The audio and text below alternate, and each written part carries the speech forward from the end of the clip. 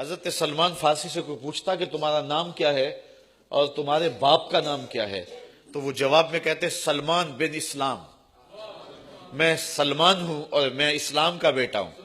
تو کوئی پوچھتا نہیں اپنے باپ کا نام بتاؤ، تو حضرت سلمان جواب میں کہتے تم 70 بار بھی پوچھو گے تو جواب یہی ملے گا، میری نسبت، میرا ناتا، میرا رشتہ اسلام سے ہے۔ جو دوستی کا معیار ہے وہ اللہ اور اس کے رسول کی محبت ہے۔ تو فرمایا کہ اگر کوئی اس کے باوجود بھی ان راہوں کا مسافر بن جائے اور ان سے دوستیاں گانٹھے رکھے اور تعلق جوڑے رکھے تو فرمایا کہ وہی ظالم لوگ ہیں۔ آگے دیکھیے، کل اے محبوب آپ فرما دیجئے، یہ لوگوں سے مخاطبہ ہے اور حضور کی زبان سے بات کہلوائی جا رہی ہے۔ یہ رشتے تقدس ماب ہیں، لیکن دیکھیے کہ ایک پلڑے کے اندر ان رشتوں کو رکھیں اور دوسرے پلڑے کے اندر حضور کا پیار رکھیں اور پھر وزن کریں تو کون سا پلڑا جھکتا ہے۔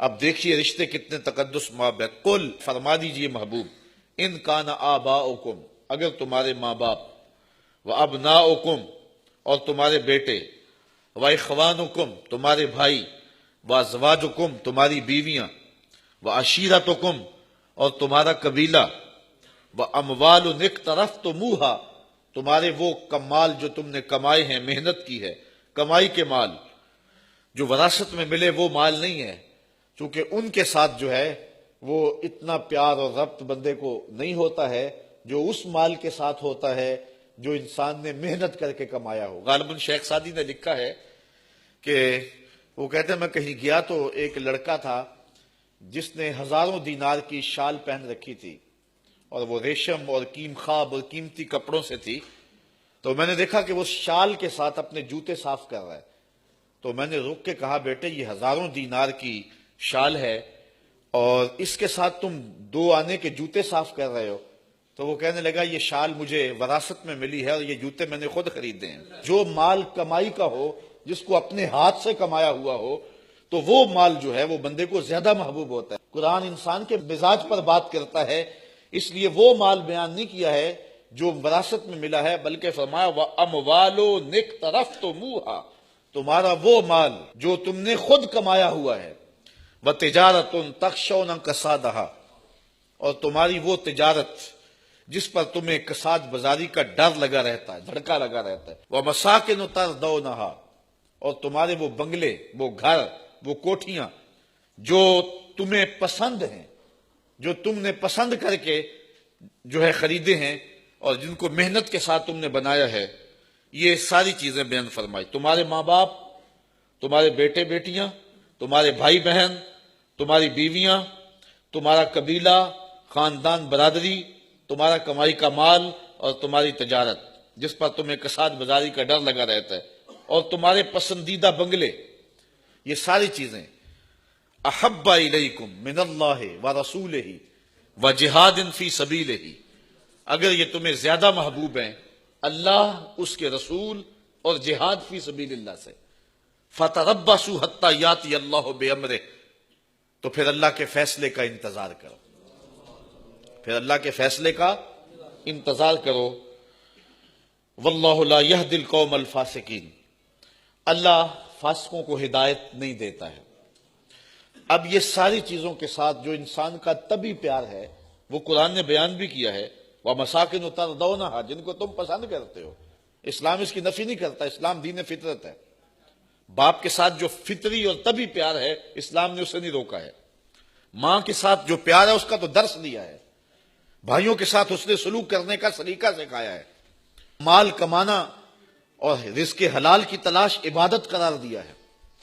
اچھا گھر، اچھی سواری اور اچھی بیوی یہ انسان کی خوش بختی قرار دیے گئے ہیں۔